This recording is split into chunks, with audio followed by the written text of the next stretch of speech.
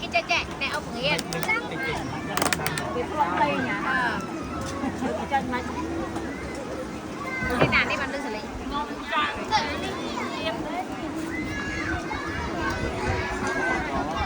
ở đây lương tấn sao làm cái gì đây chạy lương tấn sao làm cái gì đây